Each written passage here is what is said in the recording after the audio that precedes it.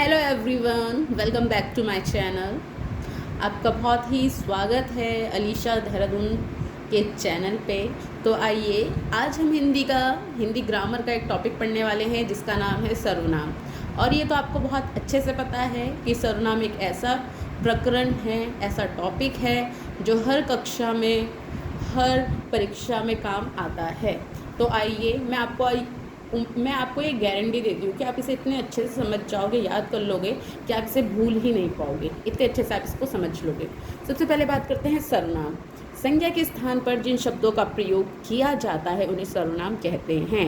सबसे पहले मैं आपको एक बार बता देती हूँ संज्ञा किसे कहते हैं। किसी भी वस्तु, स्थान, जगह के नाम को हम संज्ञा कहते हैं। या सामान्य तौर पर आप समझ सकते हैं कि किसी का भी नाम है उसी को हम क्या कहते हैं, संज्ञा। अब जो वो संज्ञा है, जो उस संज्ञा के स्थान पर जिन शब्दों का हम इस्तेमाल करते हैं उन्हीं को हम क्या कह देते हैं, सर्वनाम। जैसे कि मेरा नाम अलीशा है, ठीक है, मैं देहरादून में रहती हूँ। तो आप यहाँ पर ध्यान देंगे कि पहले मैंने अपना नाम बताया और नाम बताने के बाद मैंने दोबारा ऐसा नहीं बोला कि अलीशा देहरादून में रहती है, मैंने बोला मैं देहरादून में रहती हूँ। तो मैंने अलीशा की जगह मैं शब्द का इस्तेमाल किया। तो जो मैंने मैं बोला वही हमारा क्या कहलाएगा, सर्वनाम कहलाएगा। हिंदी में सर्वनामों की संख्या 11 है। अब आप देखेंगे कि हिंदी में जो मुख्य सर्वनाम हैं या जिनको कहा जाता है विशेष रूप से, वो कितने हमारे 11 हैं। और वो कौन कौन से हैं, मैं, तू, आप, यह, वह, जो, सो, कोई, कौन, कुछ, क्या। अभी ये जो आप 11 हैं, आप इन्हें देख के डर रहे होंगे, ये अभी सर्वनाम के जो प्रकार है उसमें आएंगे और आपको ये तब बहुत अच्छे से समझ में आ जाएंगे। इसको आपको रटने की ज़रूरत नहीं है, आप इसको बहुत अच्छे से समझ जाएंगे। तो शुरू करते हैं। सर्वनाम के 6 भेद होते हैं। अगर आपको बार बार कन्फ्यूज़न होती है, दिक्कत होती है कैसे याद करना है, तो आप देख सकते हैं यहाँ पे कैसे याद करेंगे। स, र, व, तीन हो गए। न, आ की मात्रा और म, ये कितने हो गए, 6। तो यानी कि क्या हो गया, सर्वनाम के कितने भेद हो गए हमारे, 6 हो गए। और आपको इन्हें याद रखना है क्योंकि प्रश्न को जब आप देखेंगे परीक्षा में यह भी प्रश्न आ जाता है कि सर्वनाम के कितने भेद हैं। तो आप क्या बताएंगे, 6। अब शुरू करते हैं। सबसे पहले पुरुषवाचक सर्वनाम। वक्ता, श्रोता और अन्य। वक्ता होता है बोलने वाला, इसे हम लेखक भी कहते हैं। श्रोता जो सुनने वाला होता है, और अन्य यानी कि एक तो बोलने वाला है, एक सुनने वाला है, और अन्य में कौन आएगा, जिसके संबंध में या जिसके बारे में बात की जा रही है उसको हम क्या कहेंगे, अन्य। जब वक्ता, श्रोता और अन्य की क्या होता है, बोध होता है, तो उसी को हम क्या कहते हैं, पुरुषवाचक सर्वनाम। ठीक है। अब जो पुरुषवाचक सर्वनाम है इसके भी 3 भेद होते हैं। ठीक है फ्रेंड्स। सबसे पहले है उत्तम पुरुष, फिर है मध्यम पुरुष, और तीसरा हमारा क्या है, अन्य पुरुष। तो मैं आपको सबसे पहले बता देती हूँ उत्तम पुरुष किसे कहते हैं। वक्ता या लेखक जिन सर्वनामों का प्रयोग अपने लिए करता है उसे पुरुषवाचक सर्वनाम कहते हैं। अब जो भी बोल रहा है, यानी कि जो वक्ता है, कहने वाला है, या जो लेखक है, लिखने वाला है, वो जिन भी शब्दों का इस्तेमाल अपने नाम की जगह करता है उसी को हम क्या कहते हैं, उत्तम पुरुषवाचक सर्वनाम। ये यहाँ पर इससे पहले उत्तम आएगा फ्रेंड्स, ये मेरे से थोड़ी गड़बड़ हो गई। यहाँ पर आप सबसे पहले क्या बोलेंगे, उत्तम पुरुषवाचक सर्वनाम कहेंगे। फिर है जैसे कि अब मैंने आपको बताया अभी थोड़ी देर पहले कि मेरा नाम अलीशा है, मैं देहरादून में रहती हूँ। ठीक है। तो उसी प्रकार यहाँ पे अलीशा की जगह में क्या आ जाएगा, यानी कि जो बोलने वाला है उसकी जगह में क्या आ जाएगा, मैं। और अगर मैं बहुत सारे लोगों की बात कर रही हूँ, जैसे कि मैं अपनी दोस्त पूनम के साथ हरिद्वार घूमने गई, हमने वहाँ नदी का किनारा देखा। तो अभी मैंने पूनम बोला, लेकिन अब मैंने क्या इस्तेमाल किया, हम शब्द। यानी कि जब 2 या 2 से अधिक लोग आ जाएंगे तो लेखक किस शब्द का इस्तेमाल करेगा अपने लिए, हम का। फिर हमारा दूसरा आएगा मध्यम पुरुष। वक्ता या लेखक जिससे अपनी बात कहता है, यानी कि जैसे कि मैं हूँ, तो मैं अगर किसी से अपनी बात कह रही हूँ और वो मेरी बात सुन रहा है, या जिससे भी मैं अपनी बात कह रही हूँ उसके लिए मैं जो भी शब्द इस्तेमाल करूँगी, याद रखिए फ्रेंड्स, कौन करेगा इस्तेमाल, वक्ता या लेखक। जो बोल रहा है या लिख रहा है वह जो भी शब्द इस्तेमाल करेगा श्रोता के लिए, उन्हीं को हम क्या कहते हैं, मध्यम पुरुषवाचक सर्वनाम कहते हैं।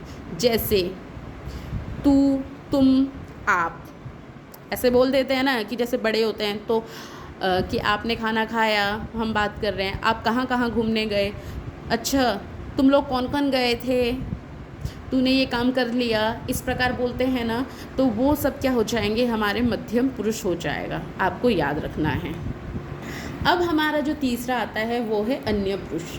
तो फ्रेंड्स इसको आप ध्यान से देखिए।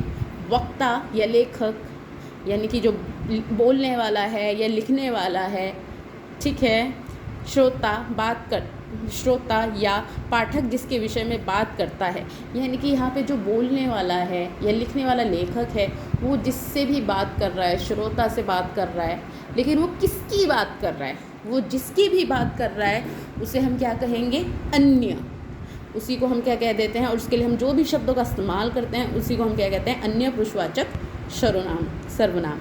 जैसे कि क्या जाएगा, ये, वे, वह, यह।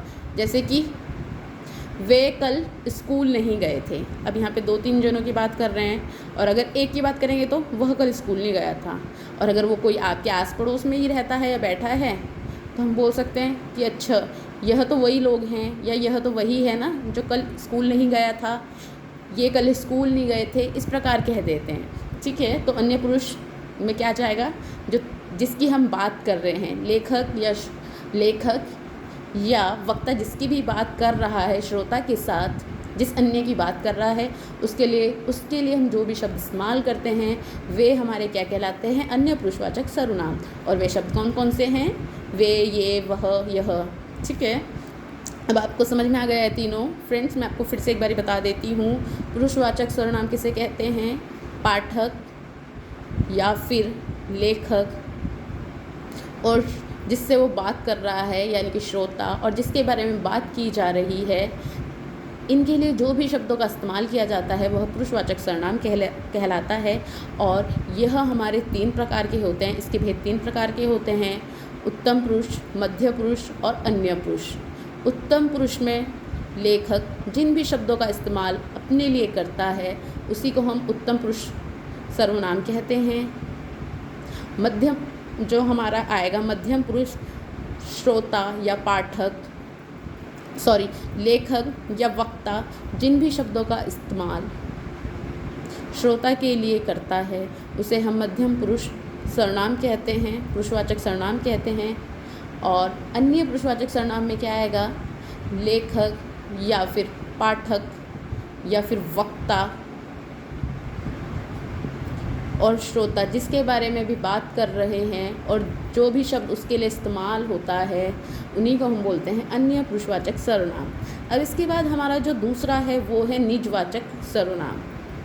अब यहाँ पर आपको ध्यान से सुनना है, जो बोलने वाला वक्ता है या लेखक है, जहाँ वो अपने लिए, खुद के लिए आप शब्द का इस्तेमाल करता है या अपने आप शब्द का इस्तेमाल करता है या फिर स्वयं होता है ना एक शब्द, उसका इस्तेमाल करता है, तो वहाँ स्वयं शब्द ये है का प्रयोग करता है, तो वहाँ पे क्या होगा, निजवाचक सर्वनाम होगा। फ्रेंड्स आपको बहुत दिक्कत होगी समझने में। अब आप कहेंगे कि आपने आप यहाँ भी इस्तेमाल किया और आप यहाँ भी इस्तेमाल किया। जब हम किसी अन्य व्यक्ति के लिए आप शब्द का इस्तेमाल करेंगे, जैसे कि आप कल क्यों नहीं आए थे, ठीक है, मैं आपसे प्रश्न पूछ रही हूँ, तो ये हमारा क्या कहलाएगा, मध्यम पुरुष। ठीक है, लेकिन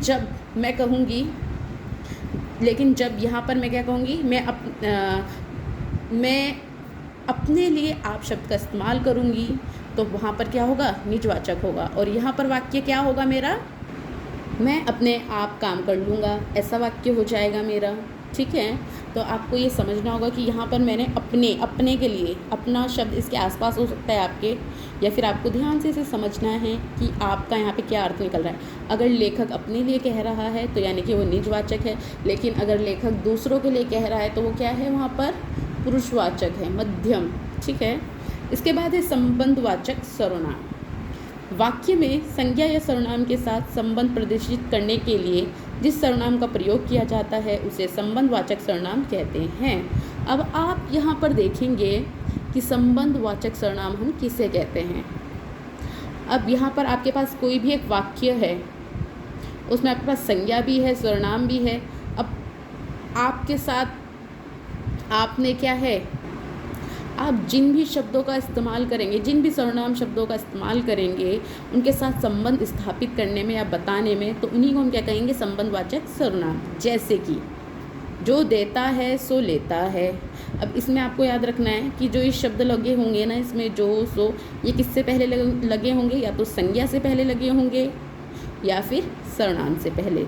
जो सोवत है वो खोवत है, ठीक है ना। जिसकी लाठी उसकी भैंस, ये सब हमारे क्या कहलाते हैं, संबंधवाचक सर्वनाम। मतलब किसी भी वाक्य में संज्ञा और सर्वनाम के साथ जब सर्वनाम शब्द एक संबंध स्थापित करते हैं तो उन्हीं को हम क्या कहते हैं, संबंधवाचक सर्वनाम कहते हैं।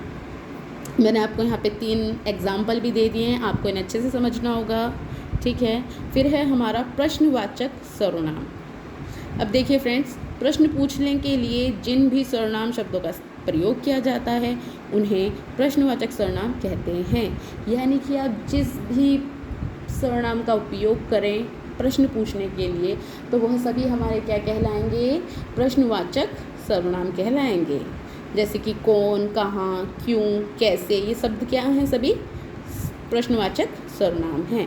कौन शोर कर रहा है, तुम कहाँ रहते हो, ये सभी हमारे क्या कहलाएंगे, प्रश्नवाचक सर्वनाम।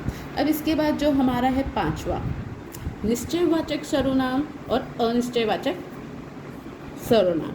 तो अभी आप इन दोनों को बहुत अच्छे से समझ जाइए। निश्चयवाचक सर्वनाम क्या होती है, जिन सर्वनाम शब्दों से किसी निश्चित वस्तु का बोध होता है उन्हें निश्चयवाचक सर्वनाम कहते हैं। यानी कि आपको जिस भी सर्वनाम से किसी वस्तु की क्या हो, निश्चित होने का बोध होता हो, उन्हें हम क्या कहेंगे, निश्चयवाचक सर्वनाम। वह बहुत सुंदर है। अब वह बोला ना यहाँ पर, यानी कि कोई ना कोई है जो निश्चित है, तो वो क्या है, वह बहुत सुंदर है।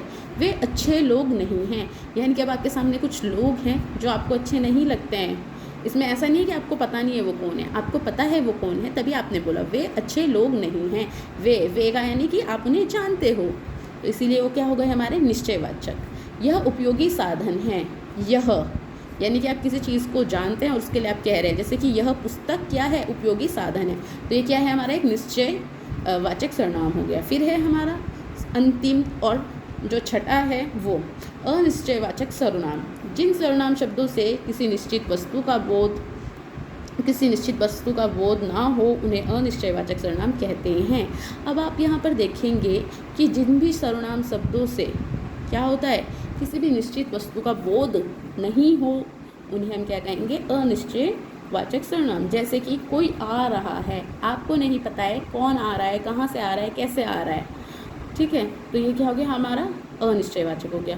वह कुछ लाया है, अभी क्या हुआ, कोई आपके घर आ रहा था, आपको नहीं पता है वो कौन है, अनजान है वो आपके लिए, और उसके हाथ में एक थैला है, उसमें कुछ लाया है। कुछ का मतलब क्या है कि आपको नहीं पता है कि वो कौन है, कुछ लाया है, क्या लाया है, किससे मिलने आया है, मतलब आपको कोई चीज़ कंफर्म ही नहीं है, तो उसी को हम क्या बोलेंगे, अनिश्चयवाचक सर्वनाम। तो फ्रेंड्स आप यहाँ पर देख लीजिए एक बार फिर से, सर्वनाम किसे कहते हैं, जो संज्ञा के स्थान पर जो शब्द प्रयोग किए जाते हैं वो सर्वनाम कहलाते हैं। और आप यहाँ पर ध्यान से देखेंगे तो मैं, तू, आप, ये तीनों हमारे किस में आ गए हैं, हमारे पुरुषवाचक में आ गए हैं, ठीक है। यह वह जो क्या हो गया हमारा निश्चय हो गया, जो सो, जो खावत है, सोवत है, ये क्या हो गया हमारा संबंधवाचक हो गया। कोई, कुछ अनिश्चय हो गया। कौन, क्या, हमारा क्या हो गया, प्रश्नवाचक हो गया, ठीक है। ये हमारे 11 होते हैं मुख्य, हिंदी में सर्वनामों की संख्या कितनी होती है, मुख्य 11 होती है। इसके बाद हमारा पहला है, मतलब सर्वनाम के जो भेद हैं वो 6 हैं। पुरुषवाचक सर्वनाम है जिसमें हम किसकी, वक्ता की बात करते हैं, श्रोता की बात करते हैं, अन्य की बात करते हैं। यानी कि जो भी उनके लिए जो जिन भी शब्दों का इस्तेमाल करता है, कौन, वक्ता करता है, उसी को हम क्या कह देते हैं, पुरुषवाचक सर्वनाम कहते हैं। ये 3 प्रकार के होते हैं, उत्तम पुरुष, मध्यम पुरुष और अन्य पुरुष।